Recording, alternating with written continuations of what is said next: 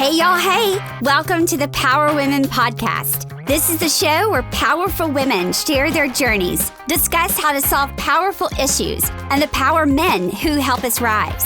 I'm your host, Power Mom, Claire Brown.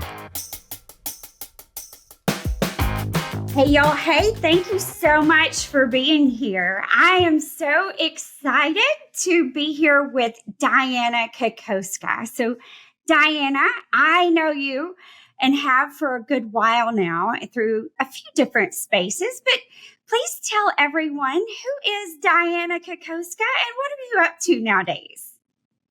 Well, they say I'm retired, but that sounds kind of tiring. So I have been traveling the world, helping with values, traveling with John Maxwell, where we're going into countries, meeting with presidents, prime ministers, getting into the Constitution, where we teach values to children in school.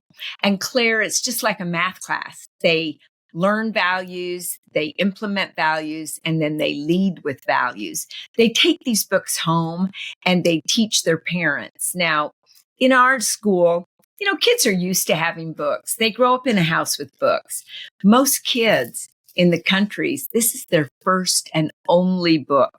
The only thing they've ever owned that they can call their own. And it's such joy to see these kids learning and implementing. More importantly, they love books and they want to read them and they want to share them and they want to lead with them.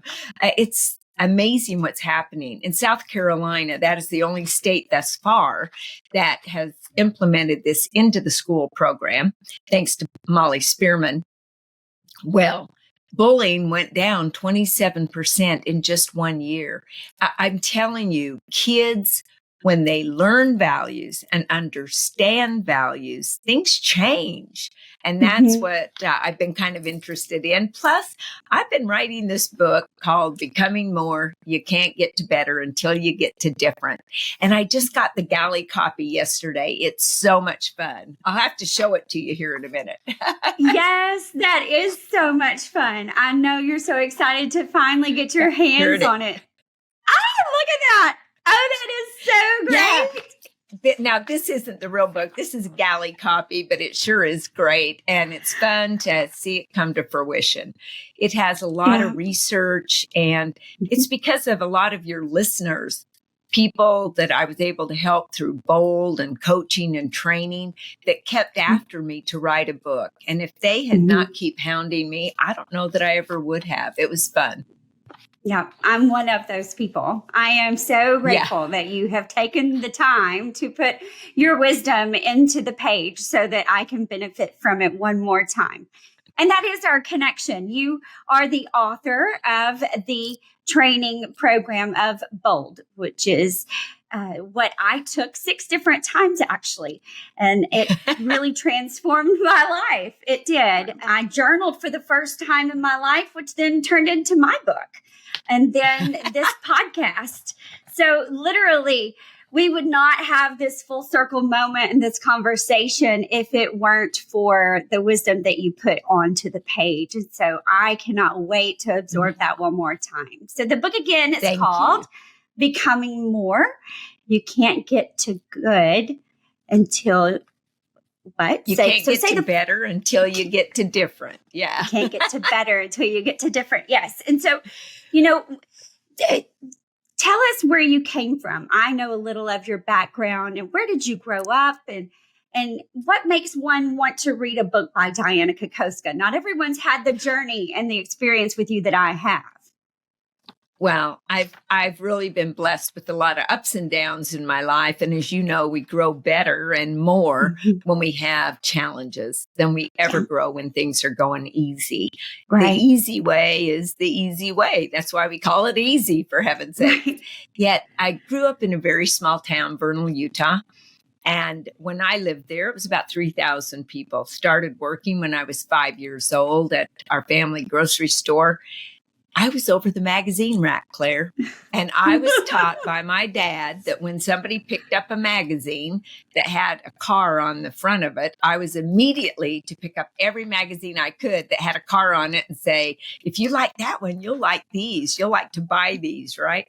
I think that's where Amazon got that from, right? Totally. Yes, absolutely. But as I advanced up, to make a long story short, I wanted to get into real estate after college, and I won an auction. I bid $50, which at first I thought was a little crazy to even bid that.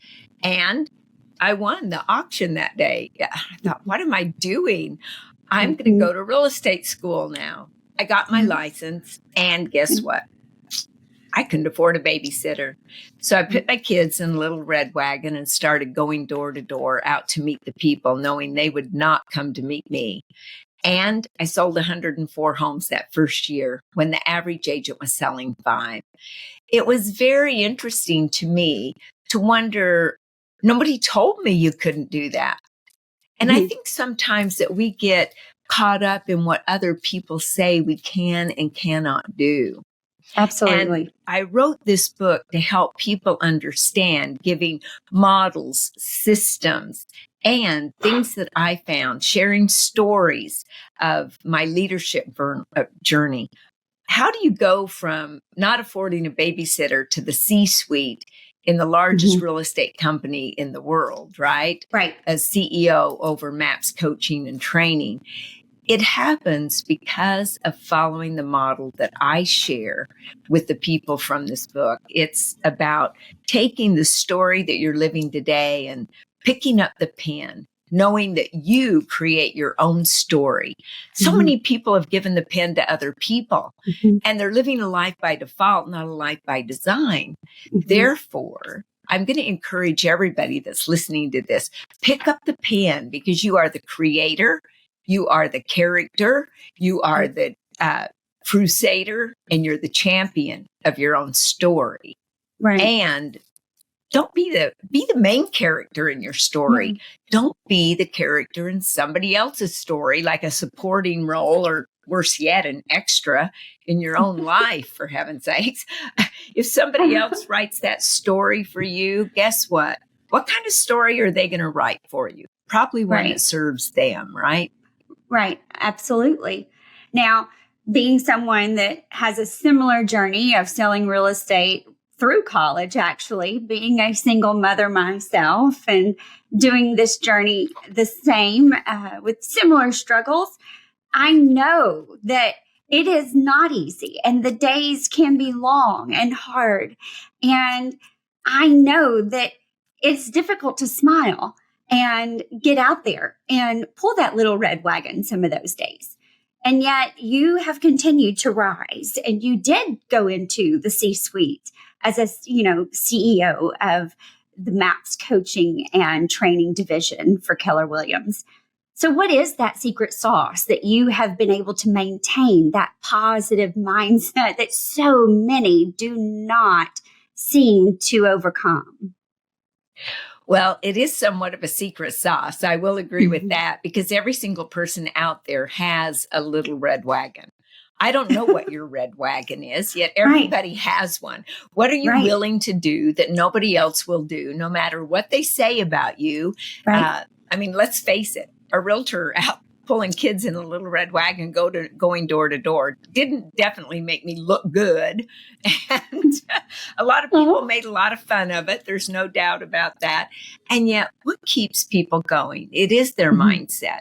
And in this book, I talk a lot about what I found, the 8 mindsets. See, when you Google mindset, you're going to find over 150 mindsets.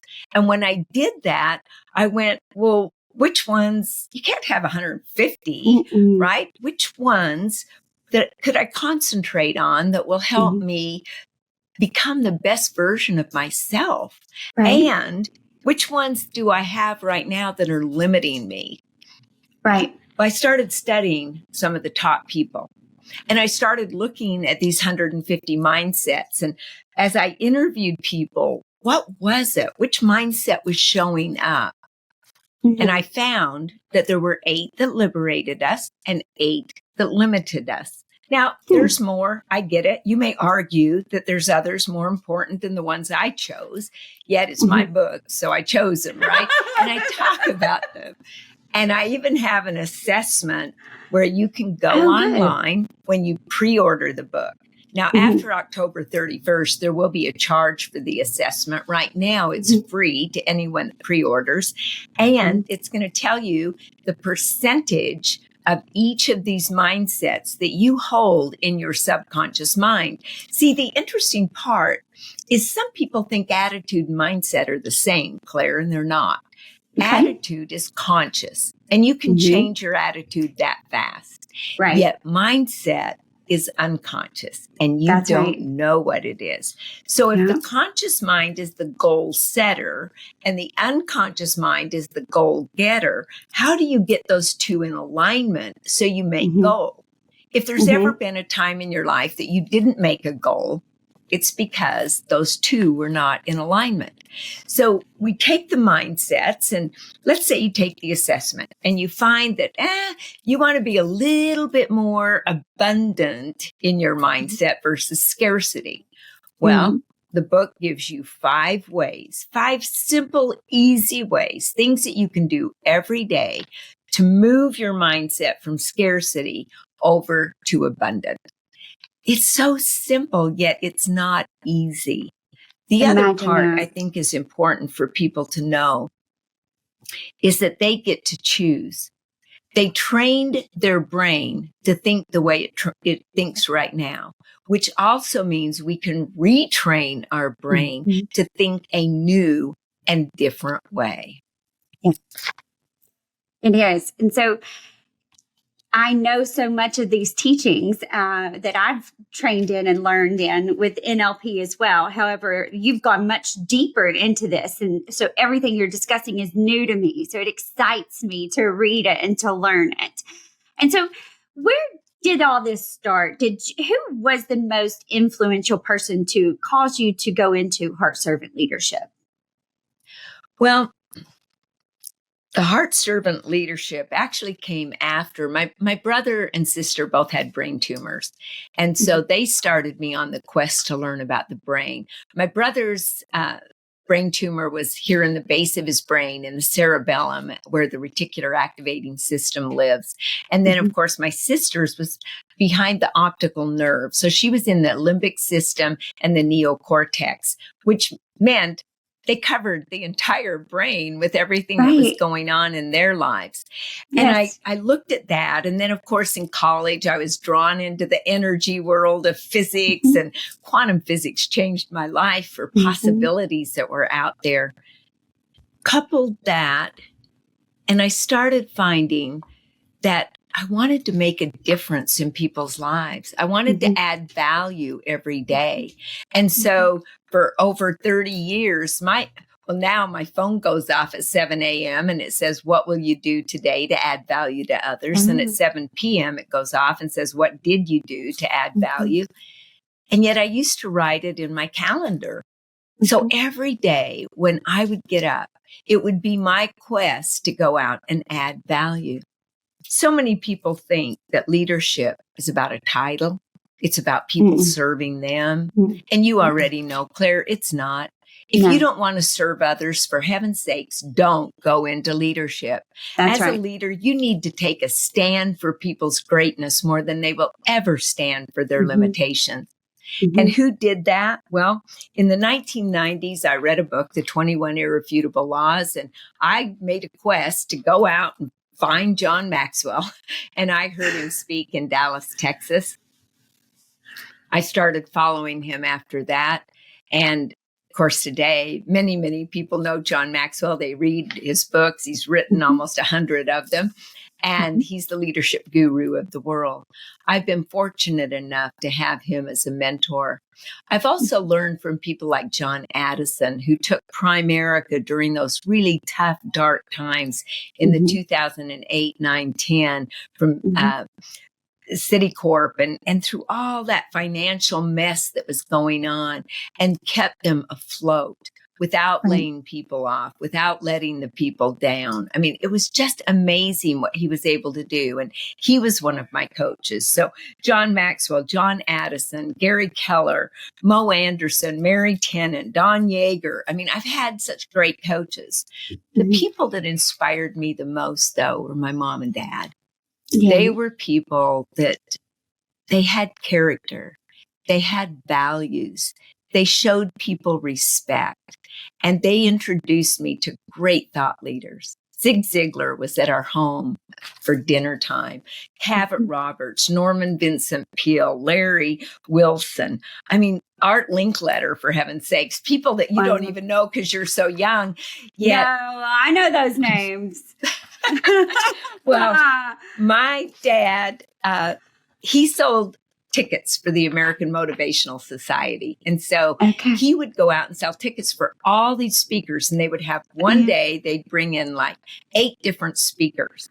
And you would sit in the audience just in awe of all these men, these fabulous thought leaders like Jim Rohn. I mean, yes. Work harder on yourself than you'll ever work on your job, right? What a great quote that was of his. And Zig Ziglar, if your thinking is stinking, you need a checkup from the neck up, you know? I mean, all those fun little sayings that they all gave to us and really formulated and programmed our minds to serve other people.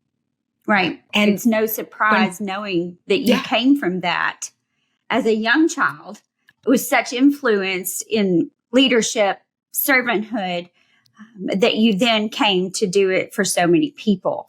And I'm just one of thousands that then go on to the ripple effect to then help so many other thousands of people. I mean, when I think of legacy, you're one of many that come to mind because I am able to literally physically see the legacy of Dianna Kokoszka across the country in the lives of so many. Does that get overwhelming to you? Not really, because I know where it comes from. I mean, when I get a standing ovation, people go, wow, how does that make you feel? I said, well, they're just honoring God for the gift he gave. That's right. Yeah, those claps and applause are not for me. They've never been for me. They're for the gift that I've been given. And we're supposed to use that gift. We're to multiply that gift. I don't care what your faith is. You know, I'm not here to convert anybody or whatever. I am here to say, though, that sometimes we just need to get over ourselves, you know, and I always learned you're never that good. You've always got to work to become more, to be better than you were yesterday. And you don't compete with anybody else out there. I mean, we compete against ourselves. That's right. So here we are in a world where sometimes people, the social comparison has caused so many problems. That social comparison of how many likes did I get on Facebook, who's saying what about me. And, you know, if Eleanor Roosevelt reminded me that if you really were concerned about people thinking about you, don't be concerned. Because she said, if you actually realized how little they actually do think of you, you'd be surprised, right? It's all stories that we make up in our mind. Yeah. Yeah. And so at this stage of the arena and everything you've accomplished, what do you wish you knew earlier? Oh, what a great question you have. I wish someone would have told me that relationships really do matter. Now, I've always built good relationships, writing thank you cards and calling people. Yet in my younger years, it was like, what's next? What's next? Right? Who should I go meet next? And I look back and I think those relationships that I know people, I just didn't become really good friends with them. And great friends are tough to find. Zig Ziglar always told me, you know, Dianna, if you have 5 friends, really true friends, when you die, you're going to be a rich person. And I never really understood what he meant.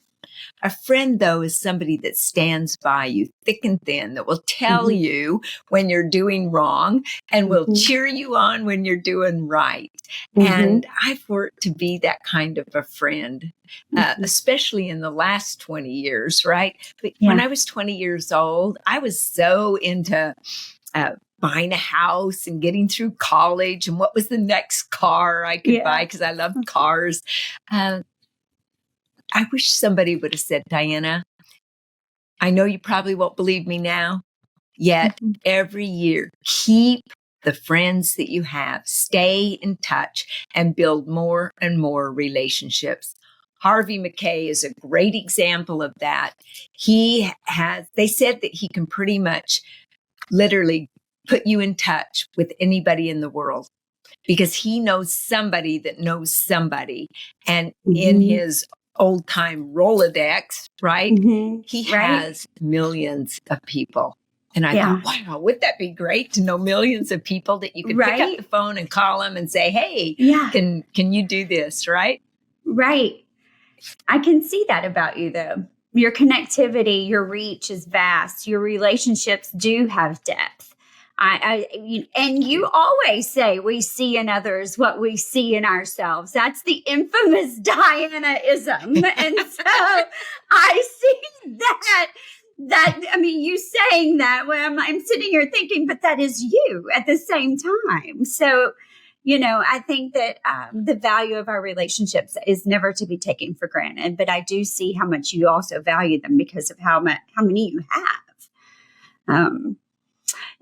But so even though, we do learn from everything and so there are no regrets in theory, what is your biggest leadership regret? Oh, I can tell you one of my greatest celebrations, and then it'll probably help me remember a regret. It was taking a stand for other people. Seeing in them what they never saw in themselves, allowing them to borrow my belief. And after I stepped down as CEO, 22 people went on from staff, 22 of staff went on to be leaders in other areas. And that just thrilled me. To develop leaders is one of my heart's desires, right? Because the world needs more leaders. Now, as far as a regret as a leader, I don't know, because you and I wouldn't be sitting here today if I hadn't done all the good, the bad, and the ugly, right? Right. Probably that's just really tough because I'm happy where I'm at. And if I hadn't done all the things I did, I could have taken me down a different course. Right. And I also know you are a voracious reader. You always have been, which in my opinion, great readers make great writers, which is also a reason I can't wait to dive into the book. And so what are you reading right now? And what should I be reading? Well, I read Henry Cloud's book on trust. Great book. He's a great writer as well. I love his book, Boundaries and Necessary Endings. Oh my goodness, he has so many great books. I think he's written about 34. Of course, I finished John Maxwell's new book about communication. Oh, wow. It's one of the best ones. Everyone communicates, few connect is a great book. This one is that on steroids, right? He goes into speaking and writing. Just all different things. He lays out the mistakes that he made in his life, as well as the things that have helped him be great. And it'll help all of us. Yeah. I read the Bible every day, or work at it every day. That was right. There's been some days I haven't. I don't want to lie to anybody. I think the big thing is just reading. Jeff Henderson's books are great. Don Yeager's. I have certain writers, Patrick Lencioni, The Six Working Geniuses. And when I see something that a great author has written, I'll just grab it up. I don't care what the name of it is. So I tend to go after writers. One of my favorites books is Leadership Challenges. There's so many. I mean, behind me, I have, I think, 27 large bookshelves in my house that are built in, and every one of them are just plumb full. And I have books coming out of the woodwork. I keep giving them to the library, but they keep stacking up, I guess. I don't know. I love books. I know. And I love it. I love it so much. And so you are doing amazing and life-changing work with John Maxwell, just as you alluded to earlier, with teaching and helping the world learn about their values. Value work has transformed my life. It's transformed my relationships. It's transformed my business. And I love that you're doing that. And so what else do our leaders today need the most other than a new outlook on values and the alignment of that? I think the big thing, Claire, is leaders today, I don't know that they share the vision enough. And without vision, people perish. Yeah. When I was able to speak with Jack Welch, and I had dinner with he and Susie one evening, and it was so much fun. And of course, I didn't eat. I just asked questions and took notes. And one of the things he said to me is he talked about the vision so much. He thought he was going to throw up if he talked about it one more time, right? That he said, vision leaks so fast that I wonder, one, if leaders are sharing the vision enough. And if the people that are with them can see the vision, buy into the vision, they'll buy into the leader.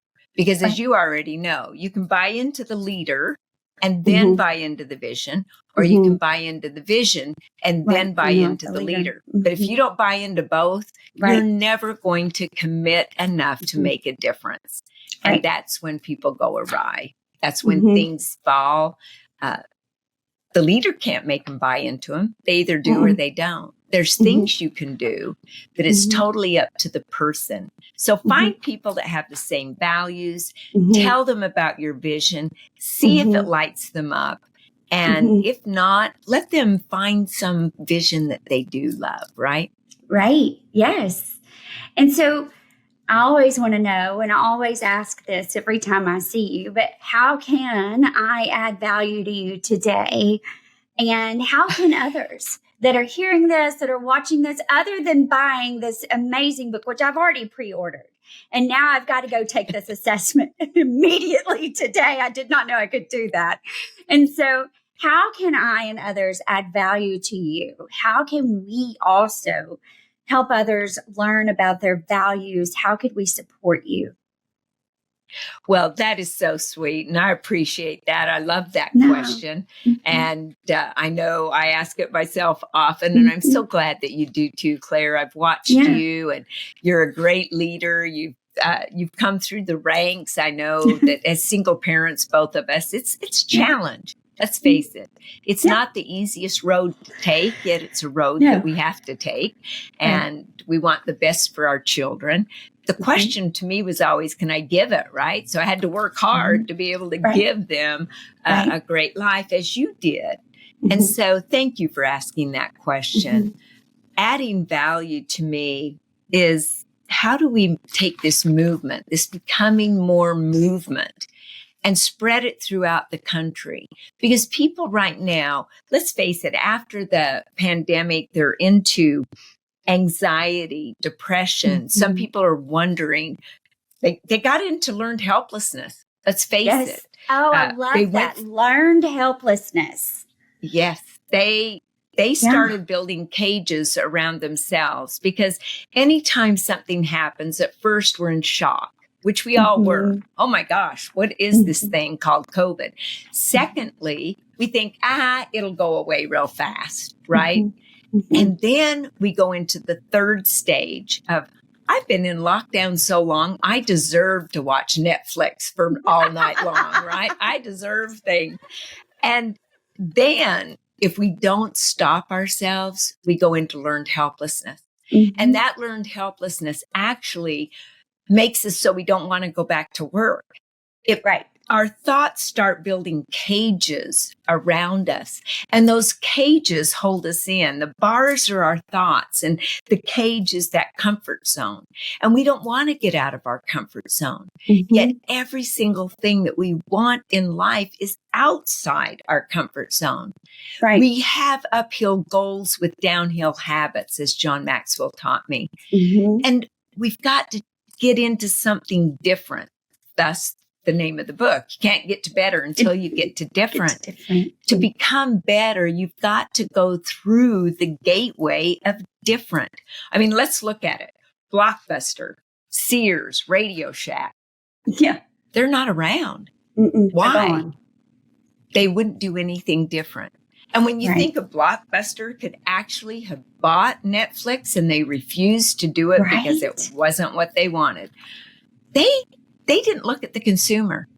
The consumer was changing, and they wouldn't do different. Now, I don't know why. Maybe they were hanging on to something that made them feel secure because it had worked for so many years. Yet they kind of put themselves out of business by not changing. And so I think is the way that we can add value to me and to everyone is to have them understand that they can't get to better until they get to different. That this book is a movement. It is not just a book. It's a movement to become more. And it gives a roadmap, a step-by-step guide as to how the brain works so we can go from the story we're in to the story that we desire. That it's not about having more, doing more, being more. It's about being more so you can do more, so you can have more, and eventually give more. Go from success to significance and give back to others, which is what you're doing now. You've had success. Yes. We've all had some kind of success. There comes a point, though, where you say, I've loved the success I've had, and now it's time to give back and go into significance, helping others. That's right. That's right. And so where can everyone find this book? Where can they find you? Where can they find the assessment? How can they get more to become great of Dianna in their life? Well, you're very kind. They can go to Amazon. Okay. They can go to the becomingmorebook.com. I even give a free chapter when you pre-order the book. I'm going to give the energy. My favorite chapter is the energy on, or the chapter on energy. It's called Energy Fuel for the Journey. It talks about the 4 energies of success, and it's going to help them right off the bat before they even get the book, right? The assessment's going to help them. And of course, I've got affirmations, 100 affirmations that they get to read, choose which ones they would like to help train their brain. And to find me, let's see, I have to look at this because I don't look for myself. I found myself a long time ago, right? It's called becomingmorebook.com. On the Facebook page, Dianna Kokoszka. That's Kokoszka. And Instagram is Dianna.Kokoszka. And on LinkedIn, Dianna Kokoszka. So however they want to capture me up, I'll be there for them. There you are, all the places. So I know the value of your time. And I am so grateful for you to share it here today. Thank you so much for putting all of your wisdom into a book that we can learn and grow from that. And then thank you for sharing it here today. I'm always so eternally grateful for the programs you wrote that I have been fortunate enough to grow from that have truly changed the lives for my children and for others. So I'll never forget it. And thank you so much for being here today one more time. Thank you for this great opportunity. And thanks to all the people that made this possible. Thank you so much for listening. If you like the show, please rate and review on iTunes and check out our website, thepowerwomen.org.